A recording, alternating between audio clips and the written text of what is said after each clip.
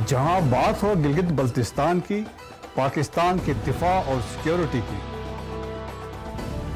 खित्ते में होने वाली तब्दीलियां, अफगानिस्तान, कश्मीर और इंडिया, हम रखेंगे गहरी नज़र।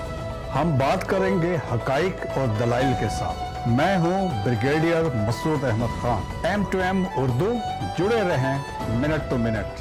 बिस्मिल्लाहिर्रहमानिर्रहीम। अस्सलाम वालेकुम नाज़रीन, मैं ब्रिगेडियर मसूद हूं। आज के इस इम्पोर्टेंट व्लॉग में मैं बात करूंगा चतराल की सिचुएशन के बारे में, वहाँ पे क्या हुआ था और क्या आजकल हो रहा है। चतराल की जो लोकेशन है, अगर आप नक्शा देखेंगे तो ये एक बड़ी स्ट्रेटजिक लोकेशन है, और इसके नॉर्थ में और वेस्ट में कुनर, नूरिस्तान और बदख्शां सूबे हैं अफ़गानिस्तान के, और इसके मशरक़ में गिलगित बल्तिस्तान है, और साउथ में मलाकन डिवीज़न है। बेसिकली दीर और स्वात का ये एरिया बनता है। ये टोटल जो चतराल का इलाका है, सबसे बड़ा अलग रीजन माना जाता है खैबर पख्तूनख्वा में। जो 20% टोटल एरिया जो खैबर पख्तूनख्वा का है वो चतराल में है। और इसमें 2 डिस्ट्रिक्ट्स हैं। पहले एक डिस्ट्रिक्ट था, अब 2 डिस्ट्रिक्ट्स हैं, अपर चतराल और लोअर चतराल। और इसकी पॉपुलेशन इस अराउंड 4,50,000 के करीब है। यहाँ पे 3 मज़ाहिब के लोग या मसलकी लोग और हैं। एक तो सुन्नी मुसलमान है, इस्माइली मुसलमान है, और फिर तीसरे जो ग्रुप है वो कलाशियों का है। और ये इलाके बड़े मशहूर हैं मिनरल्स के पॉइंट ऑफ व्यू से, जेमस्टोन के हिसाब से, ग्रेनाइट के हिसाब से। यहाँ पे लेड यहाँ पे है, कॉपर यहाँ पे है, और मेटेलिक जो चीज़ें हैं जो वो यहाँ पे बहुत ज़्यादा हैं। सो देयर फोर वो कहते हैं बिलियंस के हिसाब से, बिलियंस ऑफ रुपीज़ के यहाँ पे मिनरल्स हैं जो अभी तक वो एक्सप्लोर हो नहीं सके हैं।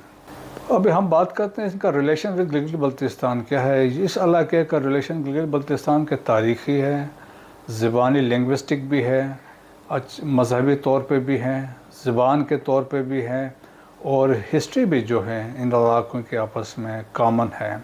सो देयरफॉर एक बड़ा मजबूत और गहरा रिश्ता है इनके आपस में।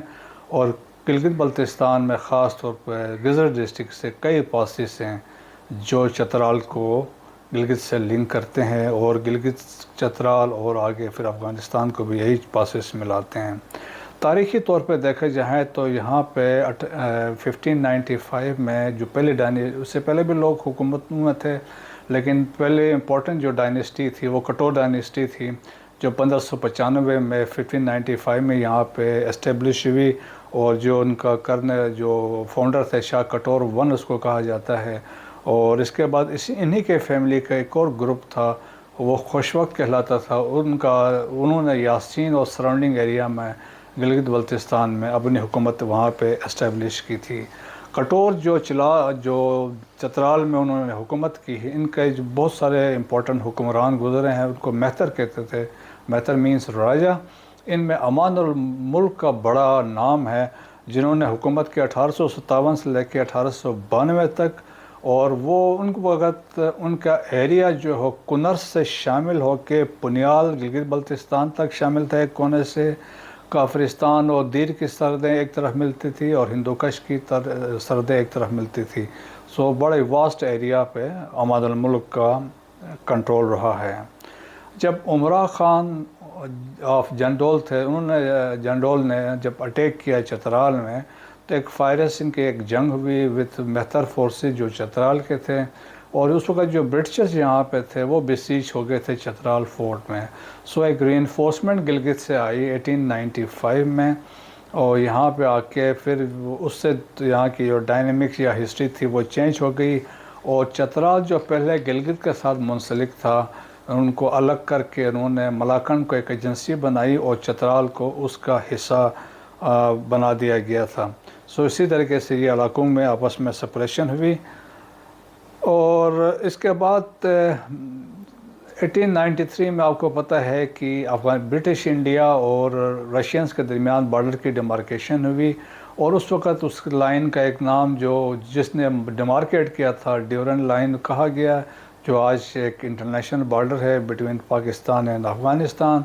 1893 میں یہ سائن ہوئی تھی اور اس کی ڈیمارکیشن 1893 سے لے کے 1895 تک ہوئی، اور اس ڈیمارکیشن میں جب اوپر نارتھ میں پہنچے تو واغ خان کاریڈور کو بنایا گیا تاکہ وہ بفر ایک درمیان میں برٹش انڈیا اور رشین امپائر کے درمیان ہو، اور اس میں یہ ڈیسائیڈ کیا تھا area that was north of Amu Darya وہ رشیا کو دیا گیا تھا، سوویت یونین کو، اور ایریا ساؤتھ آف آمو دریا افغانستان کو ملا۔ اور اس کے ساتھ ساتھ برٹشرز نے for the administration of Wakhan corridor it was decided کہ وہ ماہانہ طور پہ 50,000 روپے جو ہیں وہ بلکہ اینولی ان کو پے کریں گے for the maintenance and administration of Wakhan corridor. Until 1969 تک کٹور فیملی نے چترال پہ حکمرانی کی، یہ ایک پرنسپل اسٹیٹ کے طور پہ، اور پھر 1969 جولائی میں چترال کی یہ جو ریاست ختم کر دی گئی اور ایک یہ ڈسٹرکٹ بنا خیبر پختونخوا کا۔ جب سوویت انویژن ہوا افغانستان کا 1979 میں تو گرم چشمے جو ساؤتھ آف چترال ہے یہ اس وقت ایک امپورٹنٹ لاجسٹک ہب بنا ہوا تھا۔ یہاں سے لاجسٹکس جو اس وقت کے مجاہدین کو یہاں سے یہاں سے سپلائز بیسیکلی بھیجی جا رہی تھیں۔ افغانستان اور پاکستان کا اگر آپ بارڈر دیکھیں تو یہ 2611 کلومیٹر لمبا بارڈر ہے، بلوچستان میں 1268 کلومیٹر ہے، جبکہ خیبر پختونخوا میں 1229 کلومیٹر ہے، اور گلگت بلتستان بھی 114 کلومیٹر کا بارڈر شیئر کرتا ہے افغانستان کے ساتھ، وہ واغ خان کاریڈور ہے۔ جب تحریک نفاذ شریعت محمدی کی موومنٹ چل رہی تھی ملاکنڈ میں تو اس موومنٹ کے اثرات کوئی چترال پہ نہیں پڑے تھے۔ بعد میں جب یہاں پہ دہشت گردانہ کاروائیاں سٹارٹ ہوئی اور مولا فضل اللہ کے انڈر، پھر یہاں پہ جب آرمی آپریشن ہوا تو بہت سارے دہشت گرد مارے گئے، کچھ لوگ یہاں سے اسکیپ کر کے دے فلڈ ٹو کنر میں چلے گئے، نورستان میں چلے گئے تھے، یہی ایریا جو چترال کے پڑوس میں ہیں، اور مولا فضل اللہ بھی ان کے ساتھ وہاں پہ چلا گیا تھا۔ اب حال ہی میں جو اٹیک ہوئے ہیں 6 سپتمبر کو، جس میں 2 الگ جگہوں پہ حملہ ہوا، اور یہ دونوں چترال اسکواڈس کی پوسٹیں تھیں، ایک بمبوریت ویلی ہے جو بیسیکلی کلاش کی ویلی تھی، یہاں پہ ایک پوسٹ پہ حملہ ہوا، اور دوسری جنجریت تھی، یہ بھی ایک پوسٹ تھی، وہاں پہ حملہ ہوا تھا۔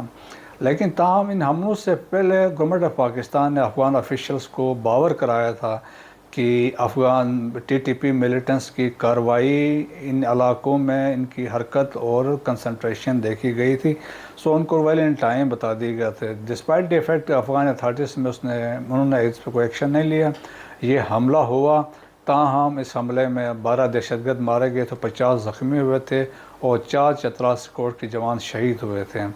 پھر اسی طرح 10 سپتمبر کو سیکیورٹی فورسز نے ایک اور آپریشن میں 7 دہشت گردوں کو یہاں مار گرایا تھا۔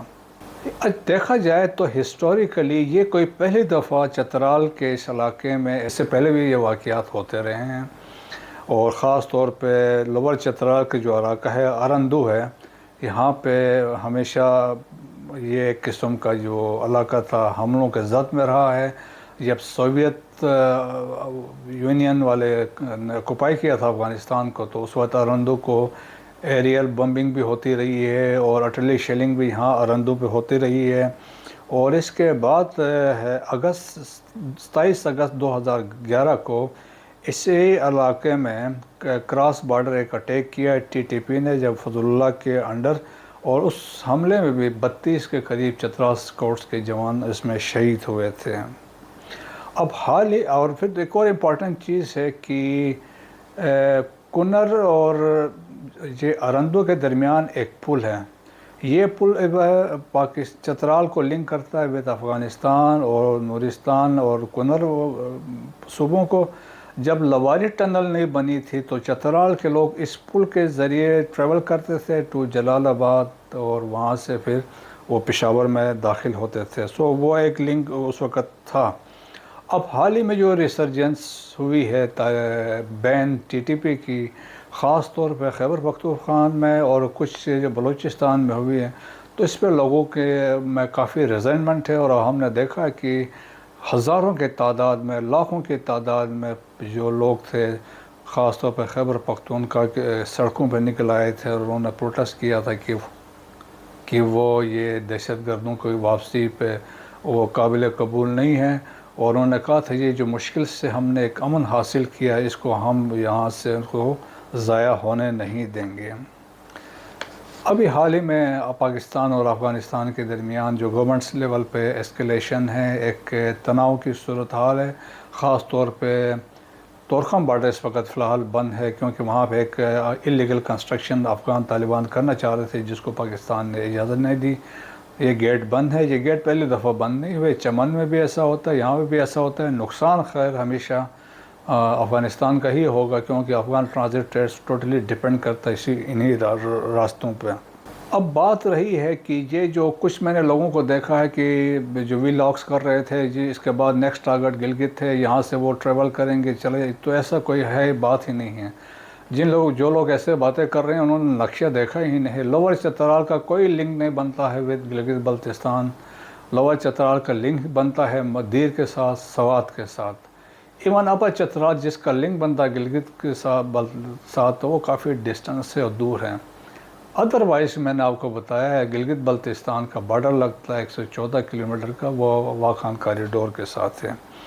تو بہرحال جو میں نے آپ کو بتایا چترال کے لوگ ہوں یا گلگت بلتستان کے لوگ، ان کی جو ہسٹری اگر آپ دیکھیں بڑے ہوئے وارئرز ہوئے ہیں، انہوں نے آؤٹ سائڈرز کو کبھی ایکسیپٹ نہیں کیا۔ گلگت بلتستان کے لوگوں نے جس طرح ڈوگروں کے ساتھ لڑائیاں لڑی ہیں، سکھوں کے ساتھ لڑی ہے، انگریزوں کے ساتھ انہوں نے لڑائیاں لڑی ہے، پھر انڈین آرمی کے ساتھ لڑی ہیں، اسی طرح چترالی عوام ان کی بھی ہسٹری ہے، یہ افغانوں کے ساتھ لڑتے رہے ہیں، یہ برٹشرز کے ساتھ لڑتے رہے ہیں، اور بھی کوئی بھی جو باہر سے ان کے علاقوں میں آئے ان کے سامنے یہ کھڑے ہوئے ہیں، انہوں نے لڑائیاں لڑی ہیں۔ اور چترال کے لوگوں کی بہادری کے بڑے قصے ہیں، اور خاص طور پر میں نے بتایا تھا نا کہ ان کا ایک لنک بنتا ہے گلگت بلتستان کے ساتھ۔ تو جو جنگ آزادی بلتستان جو لڑی گئی ہے، جو سکردو کی جو لڑائی تھی، تو جو آخری جو حملہ ہوا، ڈاکٹر دانی نے اپنی کتاب میں لکھا کہ جو فائنل بلو تھا for the liberation of Skardu, وہ چترال کے لوگوں نے اس میں ڈیلیور کیا، اور چترال سے خاص طور پر کرنل مطاع الملک آئے تھے، چترال باڈی گارڈز اور چترال کے دوسرے والنٹیئرز کے ساتھ، اور اسی طریقے سے ان کی وہاں پہ بھی کنٹریبیوشن رہی ہے۔ سو چترال کے لوگوں کا اور گلگت بلتستان لوگوں کا ایک باہمی رشتہ ہے، رشتے ہیں، اور جس طرح میں نے آپ کو ایکسپلین کیا ہے یہ بہت سارے تاریخی طور پہ، مذہبی طور پہ آپس میں جڑے ہوئے ہیں۔ تو یہ لوگ کیسے ہیں، یہ کبھی اپنے علاقوں میں آؤٹ سائڈرز کو الاؤ نہیں کریں گے، اور خاص طور پہ دہشت گردانہ کارروائیوں کو کبھی نہیں کریں گے، چاہے وہ چترال کے لوگ ہوں گے، وہ یا گلگت بلتستان کے لوگ ہوں گے۔ ابھی آپ نے دیکھا ہوگا ٹی وی پہ بھی دیکھا ہوگا، خبروں میں بھی دیکھا، چترال کے عوام افواج پاکستان کے ساتھ، سیکیورٹی فورسز کے ساتھ شانہ بشانہ کھڑی ہیں، اور وہ عوام جو ہے وہ ٹرانسپورٹ کر رہے ہیں ویپنز اور ایکوپمنٹ کو اور سپلائیز کو فارورڈ ایریاز میں۔ سو یہ محبت ہے افواج پاکستان کے ساتھ گلگت بلتستان کے لوگوں کی، چترال کے لوگوں کی۔ تو یہ انشاءاللہ ایسے جب حملے آگے ہوں گے تو چترال کے عوام کے سامنے ضرور کھڑے ہو جائے گی۔ وی لاگ دیکھنے کا شکریہ۔ پاک فوج زندہ باد، پاکستان پائندہ باد۔